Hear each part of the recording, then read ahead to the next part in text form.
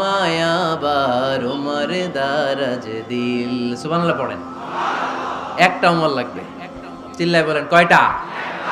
ওই উমরের অপেক্ষায় বাংলাদেশ সহ গোটা মুসলিম উম্মাহ, ঠিক কি না? একটা উমরই যথেষ্ট। আমাদের সেন্ট্রাল লিডারশিপ নাই তো, আমাদেরকে এদিকে লাথি মারলে আমরা ওইদিকে যাই, ওদিক থেকে গুতা মারলে আমরা এদিকে যাই। আমাদের রিপ্রেজেন্টেটিভ, আমাদের প্রতিনিধিত্ব করার মতো কোনো কেন্দ্রীয় লিডারশিপ নেতৃবৃন্দ গোটা বিশ্বে নাই, ঠিক কি না? আমরা সেই উমরে ফারুকের অপেক্ষায়, আমরা সেই ইমাম আল মাহাদির অপেক্ষায়। এই উমরে ফারুক আমাদের মডেল, ঠিক কি না? থার্ড ইন পজিশন এই পুরা উম্মতের মধ্যে ওনার পজিশন নাম্বার 3। 1 নাম্বার পজিশন বিশ্বনবীর, কার? 2 নাম্বার পজিশন কার? আবু বকর। 3 নাম্বার পজিশন কার? উমরে ফারুকের। বিশ্বনবী বলতেন লা নবিয়্যা বা'দি, লা নবিয়্যা বা'দি, আমার পরে কোনো নবী নাই। ওয়ালা রাসূলা, আমার পরে কোনো রাসূলও নাই। আমার নবীর পরে আর কোনো নবী আছে? আমার নবীর পরে আর কোনো রাসূল আছে? এই যে কাদিয়ানি যে একটা সম্প্রদায় আছে, এরা কি মুসলিম নাকি অমুসলিম?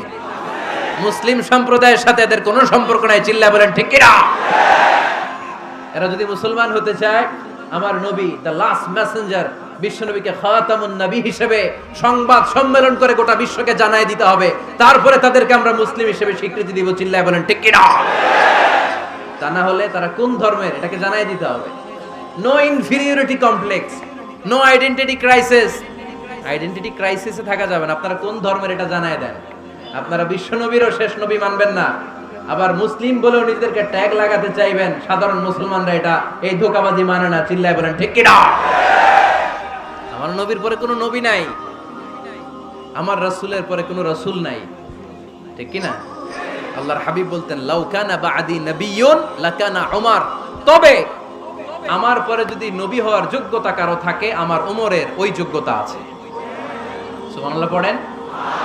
প্রভু তুমি বলেছো রাসূল দেবে না, বলনি দেবে না ওমর, বলনি দেবে না হামজা তারি, খালিদ বিজয় সমর। প্রভু তুমি বলেছো রাসূল দেবে না, বলনি দেবে না ওমর, বলনি দেবে না হামজা তারি, খালিদ বিজয় সমর। প্রভু তুমি বলেছো রাসূল দেবে না। সুবহানাল্লাহ পড়েন। এজন্য আমরা একটা ওমর চাই। কয়টা? বেশি লাগবে? নেতার মতো নেতা কয়টা লাগে? জোরে বলেন কয়টা? Enough, that's enough. Omar Farooq our super hero. ওনার সাথে বিশ্বনবী সাল্লাল্লাহু আলাইহি ওয়াসাল্লামের মুসাহারার সম্পর্ক ছিল। ওমরে ফারুক যে বিশ্বনবীর শ্বশুর, এটা অনেকে জানেই না।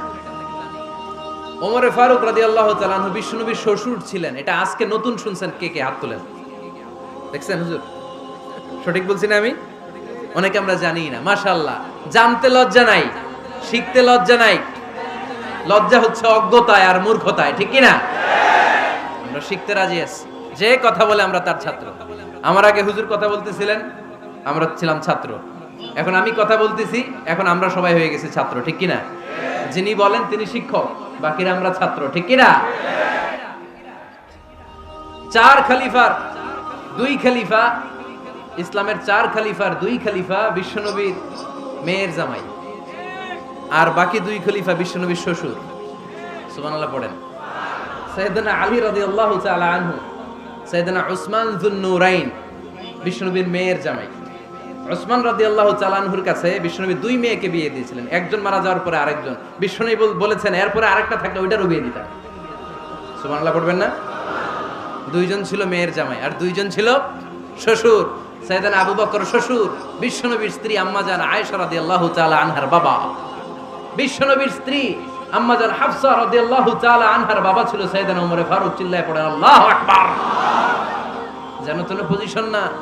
সাইয়্যিদু কুহুলিল জান্নাহ, জান্নাতে যত নারীরা যাবে, নারীদের সর্দারিনী হবে সাইয়্যিদাতুনা ফাতেমা রাদিয়াল্লাহু তাআলা আনহা।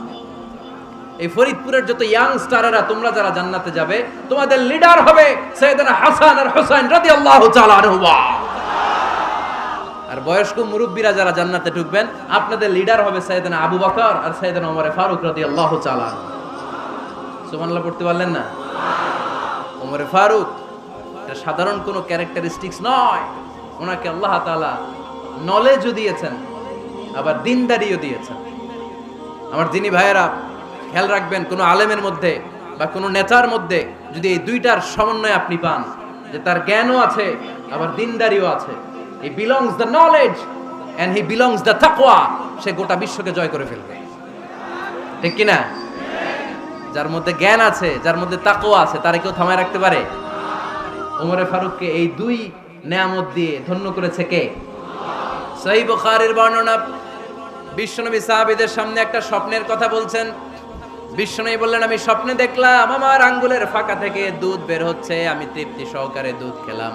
খাওয়ার পরে দেখলাম আঙ্গুলের মধ্যে একটু দুধ লেগে আছে। আমার আঙ্গুলে অতিরিক্ত লেগে থাকা দুধটা আমি ওমরে ফারুকের মুখের মধ্যে লাগিয়ে দিলাম। সাহাবারা বললেন, ইয়া রাসূলুল্লাহ, ইয়া হাবিবাল্লাহ, মাযা আওয়ালতা বিহি, এই স্বপ্নের আপনি কি ব্যাখ্যা করলেন, আমরা তো বুঝলাম না। বিশ্বনবী বললেন, আউয়ালতু বিহি আল ইলম, আমি এই দুধ দিয়ে জ্ঞানের ব্যাখ্যা করেছি, কারণ ওমরকে আল্লাহ যেই জ্ঞান দিয়েছে গোটা বিশ্বের কাউকে এত জ্ঞান দেয় না। এজন্য স্বপ্নে যদি কেউ দেখেন যে আপনি দুধ খাচ্ছেন, তার মানে আল্লাহ তাআলা আপনার জ্ঞান বাড়ায় দিবে। ওমরে ফারুককে দুধ খেয়ে অতিরিক্ত দুধের অংশটা বিশ্বনবী আবু বকর রাদিয়াল্লাহু তাআলা আনহুর মুখে দেন নাই, সাইয়েদনা উসমানের মুখে দেন নাই, আলী রাদিয়াল্লাহু তাআলা আনহুর মুখে দেন নাই। স্বপ্নে ওই অতিরিক্ত লেগে থাকা দুধটা বিশ্বনবী ওমরে ফারুকের ঠোঁটের মধ্যে লাগিয়ে দিয়েছেন। এই হাদিস থেকে প্রমাণ হয় আল্লাহ তাআলা জ্ঞানের নেয়ামতে সাইয়েদনা ওমরে ফারুককে ধন্য করেছেন। আবার বুখারীর বর্ণনা, বিশ্বনবী সাল্লাল্লাহু আলাইহি ওয়াসাল্লাম আরেকটা স্বপ্নের বর্ণনা দিচ্ছেন। তিনি বললেন, তোমাদের সবাইকে স্বপ্নে আমার সামনে দাঁড় করানো হলো। আমি দেখলাম তোমাদের কারো জুব্বা নাভি পর্যন্ত, কারো জুব্বা হাঁটু পর্যন্ত, কারো জুব্বা টাকনু পর্যন্ত। ওমরে ফারুককে যখন স্বপ্নে আমার সামনে দাঁড় করিয়ে দেয়া হলো, আমি দেখলাম ওমরের জুব্বা এত লম্বা, ওমর টেনে হিচড়ে তার জুব্বা নিয়ে সামনে হেঁটে যাচ্ছে। সাহাবারা বললেন, ফামাযা আওয়ালতা বিহি ইয়া রাসূলুল্লাহ, ও আল্লাহর রাসূল, এই স্বপ্ন দিয়ে আপনি কি বোঝাতে চাইলেন, আমরা কিছু বুঝলাম না। বিশ্বনবী বললেন, আউয়ালতু বিহি আদ-দীন, আমি এই হাদিসের দ্বারা দিনের ব্যাখ্যা করলাম, যার জামা যত লম্বা তার দিনদারি তত বেশি।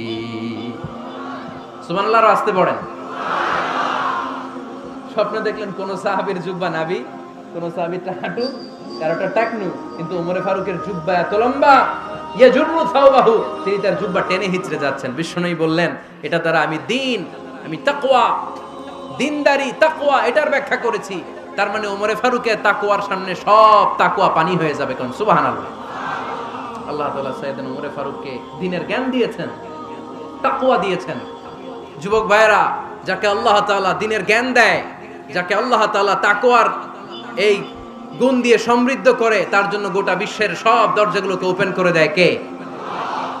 কত বড় মুত্তাকি ছিলেন সাইয়েদনা ওমরে ফারুক। মদিনার সমাজে কয়জন মুনাফিক ছিল বিশ্বনবী ছাড়া কেউ বলতে পারতেন না। বিশ্বনবী কোন সাহাবীকে মুনাফিকদের লিস্ট দিয়ে যান নাই, একজন সাহাবী ছাড়া। দেখি কেউ বলতে পারেন কিনা ওই সাহাবীর নাম? কি নাম? হুযায়ফা ইবনুল ইয়ামান রাদিয়াল্লাহু তাআলা আনহু। উনাকে বলা হতো সাহিবু সিররি রাসূলিল্লাহ, আল্লাহ রাসূল সাল্লাল্লাহু আলাইহি ওয়াসাল্লামের গোপন তথ্যের ধারক বাহক।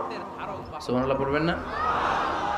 বিশ্বনবী ইন্তেকালের আগে মদিনার সমাজে মোট কয়জন মুনাফিক আছে, এই তথ্য আবু বকরকে বলেন নাই, ওমর রাদিয়াল্লাহু তাআলা আনহুকে বলেন নাই, উসমান রাদিয়াল্লাহু তাআলা আনহু, আলী রাদিয়াল্লাহু তাআলা আনহু, আশারাতুল মুবাশশিরিনা বিল জান্নাহ কোন সাহাবীকে বলেন নাই। শুধুমাত্র কেবলমাত্র একমাত্র হুযায়ফা ইবনুল ইয়ামান রাদিয়াল্লাহু তাআলা আনহুর কাছে মুনাফিকদের লিস্টে বিশ্বনবী দিয়ে গিয়েছে।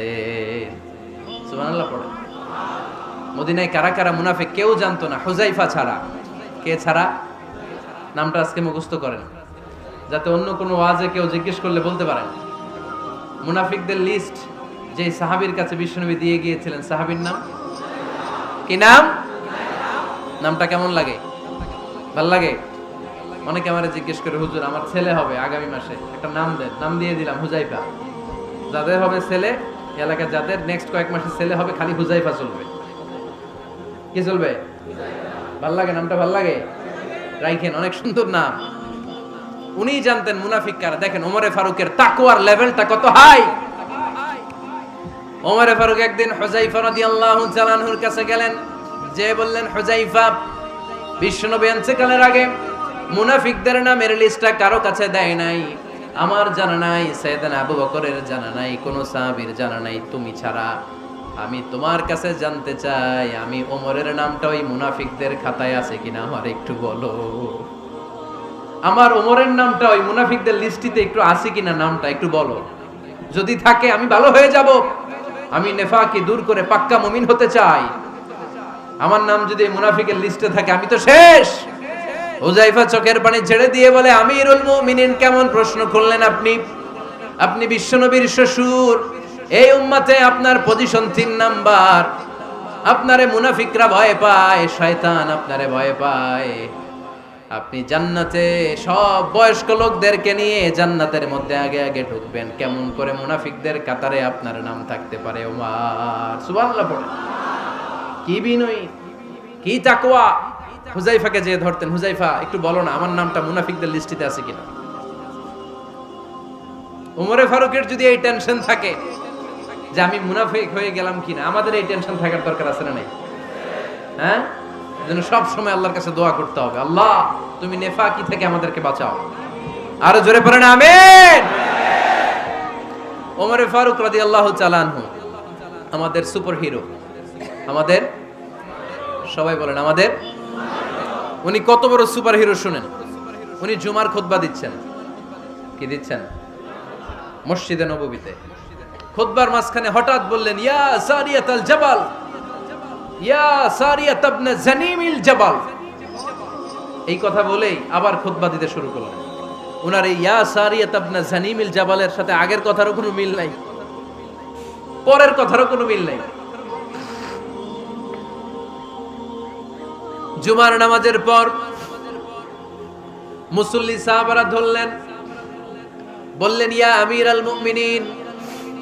খুতবার মাঝখানে হঠাৎ করে ইয়া সারিয়াত ইবনে জালিমিল জাবাল বলে আপনি চিৎকার করলেন কেন? আপনার এই বাক্যের সাথে আপনার খুতবার আগের বাক্যের কোনো মিল নাই, আপনার খুতবার পরের বাক্যেরও কোনো মিল নাই। এই কথা আপনি কারে বললেন, কারে উদ্দেশ্য করে বললেন? এই কথার তাৎপর্য কি আমাদেরকে বুঝিয়ে বলে। ওমরে ফারুক বললেন, আমি যখন খুতবা দিচ্ছি আমি দেখতে পেলাম ওই যে কয়েক মাস আগে আমি আমার মুসলিম সেনাবাহিনী পারস্যে আক্রমণের জন্য পাঠিয়েছি, বর্তমান ইরান, ইরানের ওই বিশাল এলাকাতে পারস্যে আমি আমার ব্যাটালিয়ন পাঠিয়েছি। আমি হঠাৎ করে দেখতে পেলাম আমার মুসলিম বাহিনীর সেনাপতি যুদ্ধের এক পর্যায়ে তার ডানে আছে উপত্যকা, বায়ে আছে পাহাড়, সে পাহাড়ি রাস্তা ছেড়ে দিয়ে উপত্যকার দিকে যেতে শুরু করেছে। আমি দেখতে পেলাম আমার মুসলিম বাহিনী যদি উপত্যকার দিকে ছুটে বেড়ায়, কাফির মুশরিকরা আমার মুসলিম বাহিনীকে কচুকাটা করে ফেলবে। তাই আমি এখান থেকে তাদেরকে কমান্ড দিয়ে বলেছি, ইয়া সারিয়াতাল জাবাল, উপত্যকার দিকে নয় পাহাড়ের দিকে যাও, তাহলেই তোমাদের বিজয় নিশ্চিত হয়ে যাবে।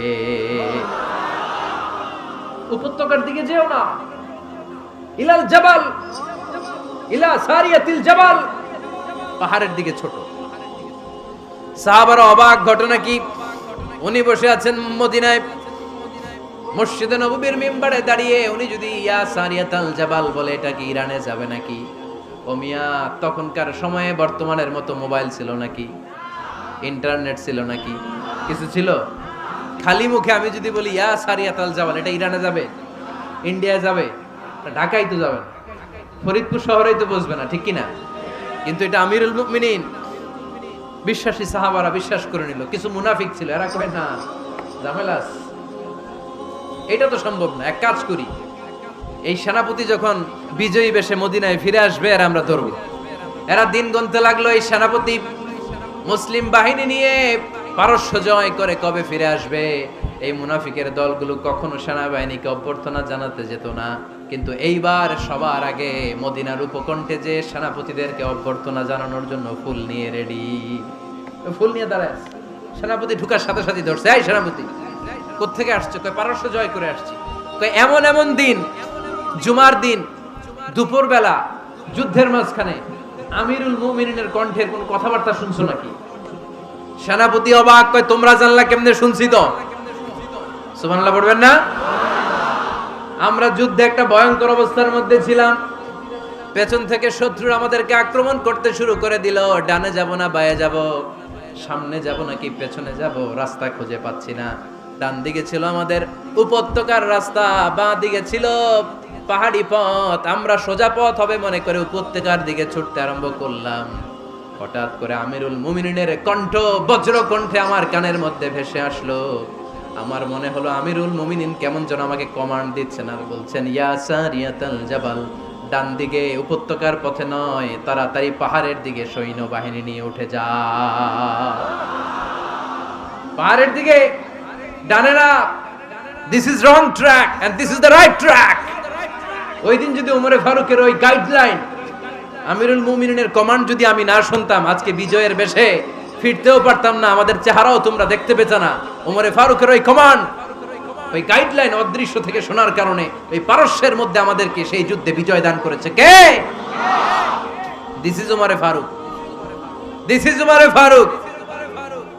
বিশ্বনবী বলছেন, ওমর, মা লাকিয়াকা শাইতানু সালিকান ফাজ্জান ইল্লা সালাকা ফাজ্জান গায়রা ফাজ্জিক। ওমর, শয়তান ইবলিস যদি তোমারে কোনো রাস্তা দিয়ে হাঁটতে দেখে, শয়তান ওই রাস্তা রেখে দিয়ে অন্য রাস্তা দিয়ে হাঁটে। সুবহানাল্লাহ বাড়িতে যায় বললেন। কে বলতেছে? বিশ্বনবী। কার ব্যাপারে? ওমরে ফারুকের ব্যাপারে। শয়তান যদি দেখে যে ওমরে ফারুক এই রাস্তা দিয়ে হাঁটতেছে, শয়তান ওই রাস্তা রেখে দিয়ে অন্য রাস্তা দিয়ে হাঁটে। সুবহানাল্লাহ পড়েন। রাত্রিবেলা আমরা আমাদের বাচ্চা ছেলে মেয়েদেরকে যখন খাওয়াই, বাচ্চারা খেতে চায় না, এরকম হয় আপনাদের ফরিদপুর এলাকায়? হ্যাঁ, এই এলাকায় হয় নাকি? খেতে চায় না বাচ্চারা, এই চকলেট দেখায়া, এই মিনা কার্টুন দেখায়া, এইটা সেইটা এগুলো সেগুলো বলে, গল্প টল্প বলে ভুলায়া খাওয়ানো লাগে, তাই না? তারপরও খায় না। আমারও ছোট মেয়ে আছে, খেতে চায় না, এইটা সেইটা এমনি সেমনি খাওয়ানো লাগে। তো শেষে না পেরে মা বাবা বলতে বাধ্য হয়, ওই যে ভূত আসতেছে, ভূত, তাড়াতাড়ি তাড়াতাড়ি খাও, নাহলে যে ভূত ধরবে তোমারে। ওই যে বাঘ আসতেছে, বাঘ, তাড়াতাড়ি খাইলে নাহলে বাঘে কামড়াবে। বলি না আমরা? আপনারা কি বলেন? ভূত। আর কি বলেন? হ্যাঁ হ্যাঁ, আচ্ছা, এক এক জায়গায় এক একটা আমরা বলি, ভূত আসবে, বাঘ খাবে, ভাল্লুক খাবে, তাড়াতাড়ি খাও।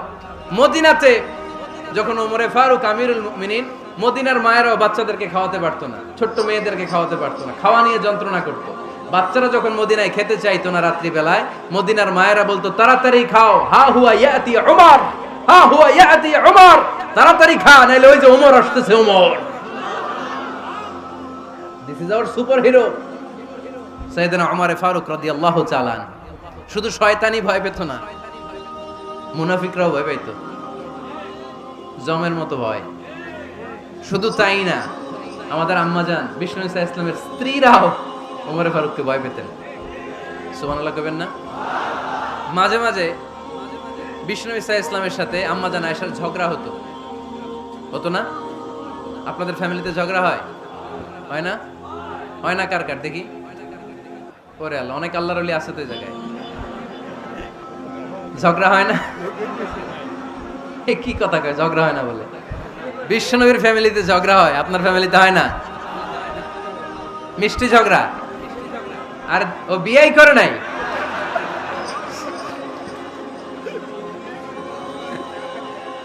ঝগড়া তো হবেই, দাম্পত্য জীবনের মজাটাই তো এখানে। কখনো ঝগড়া, কখনো আনন্দ, একটু বৃষ্টি, একটু রোদ, একটু হাসি, একটু কান্না, ভালো লাগা, ভালোবাসা শেয়ার করে নেয়া, মিলেমিশে একাকার হয়ে যাওয়া, ঠিক কিনা? তো আল্লাহর হাবিব সাল্লাল্লাহু আলাইহি ওয়াসাল্লামের সাথে আম্মাজান আয়েশার ঝগড়া হতো। তো একদিন ঝগড়া হয়ে দুইজন রেগে আছে। খবরদার, দুইজন রেগে থাকবেন না, আবার একজন রাগলে আরেকজন থেমে যাবেন, কারণ এই ছোট্ট ঝগড়া থেকে এটা অনেক সময় বিচ্ছেদের দিকে গড়ায়। আমার প্রিয় ফরিদপুরবাসী, ভাবি রেগে গেলে আপনি রাইগেন না, ওই দিন আপনি একটু ঠান্ডা থাকেন। আবার আপনি রেগে গেলে, আমার মাইকের আওয়াজ যদি ভাবিরা শুনেন, আপনারা রেগে যায় না, একটু ঠান্ডা থাকবেন। দুইজনে রেগে গেলে তো তৃতীয় বিশ্বযুদ্ধ শুরু হবে, তাই না? একজন রেগে গেলে আরেকজন ঠান্ডা, কারণ এই সামান্য ঝগড়া থেকে ইগোর কারণে এটা বিচ্ছেদ আর ডিভোর্স পর্যন্ত গড়ায়। আর শয়তান এখানে উস্কানি দেয়, কারণ ইমানদারদের ফ্যামিলি ভাঙতে পারলে শয়তান সবচেয়ে বড় খুশি হয়, আর ইমানদারদের ফ্যামিলি টিকে থাকলে খুশি হয়ে যায় কে? আম্মা জান আয়েশা রাদিয়াল্লাহু তাআলা আনহার সাথে বিষ্ণু ইসা ইসলামের ঝগড়া হতো মাঝে মাঝে। একবার ঝগড়া হলো, বিষ্ণু ইসা ইসলামও রাগ, আম্মা জান আয়েশাও রাগ।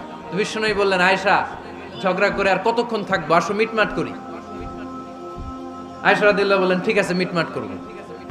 তো বিষ্ণু ইসা ইসলাম বললেন, মিটমাটের জন্য কারে ডাকবো? ওমর রে ডাকি। কয় না, ওমর রে না, ওমর গালিজ, ওমর অনেক রাগে, আমার ডর লাগে। কয় তাহলে তোমার আব্বারে ডাকি। কয় ডাকেন। কি খুশি! মেয়েদের মধ্যে অভ্যাসটা আছে না নাই? তাহলে তোমার আব্বারে ডাকি, ডাকেন।